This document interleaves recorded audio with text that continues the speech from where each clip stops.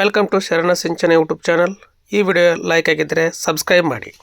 ಮೈಲಾರಲಿಂಗೇಶ್ವರ ಜಾತ್ರೆಯು ಕರ್ನಾಟಕದ ಅತ್ಯಂತ ದೊಡ್ಡ ಮತ್ತು ಐತಿಹಾಸಿಕ ಜಾತ್ರೆಗಳಲ್ಲಿ ಒಂದಾಗಿದೆ. ವಿಶೇಷವಾಗಿ ವಿಜಯನಗರ ಜಿಲ್ಲೆಯ ಹೂವಿನಹಡಗಲಿ ತಾಲೂಕಿನ ಮೈಲಾರ ಕ್ಷೇತ್ರದಲ್ಲಿ ಇದು ಅದ್ಧೂರಿಯಾಗಿ ನಡೆಯುತ್ತದೆ.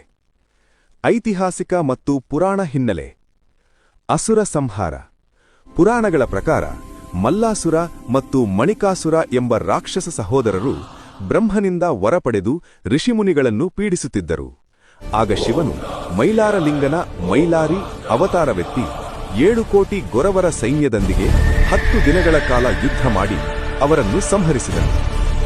7 ಕೋಟಿ ಒಡೆಯ ಶಿವನು ಯುದ್ಧಕ್ಕೆ ಹೊರಟಾಗ ಆತನೊಂದಿಗೆ 7 ಕೋಟಿ ಗೊರವರ ಪಡೆ ಇದ್ದಿದ್ದರಿಂದಲೇ ಈ ದೇವರಿಗೆ 7 ಕೋಟಿ ಗೌ ಪರಾಕ್ ಎಂಬ ಘೋಷಣೆ ರೂಢಿಯಲ್ಲಿದೆ.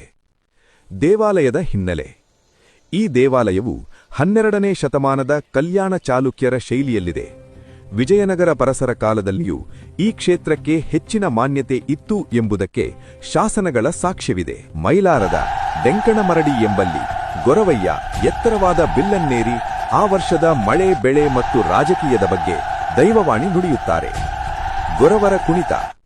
ಕರಡಿ ಚರ್ಮದ ಟೋಪಿ ಧರಿಸಿ ಡಮರುಗ ಬಾರಿಸುತ್ತಾ ಗೊರವರು ಮಾಡುವ ಕುಣಿತ ಸಾಂಸ್ಕೃತಿಕವಾಗಿ ಮಹತ್ವ ಪಡೆದಿದೆ. ಪವಾಡಗಳು. ಜಾತ್ರೆಯಲ್ಲಿ ಸರಪಳಿ ಹರಿಯುವುದು, ಕಂಚಾವೀರರ ಪವಾಡಗಳು ಮತ್ತು ದೋಣಿ ಸೇವೆಗಳಂತಹ ವಿಶಿಷ್ಟ ಶರಣ ಸಿಂಚನ ಯೂಟ್ಯೂಬ್ ಚಾನಲ್ಗೆ ಸಬ್ಸ್ಕ್ರೈಬ್ ಮಾಡಿ, ಬೆಲ್ ಬಟನ್ ಕ್ಲಿಕ್ ಮಾಡಿ.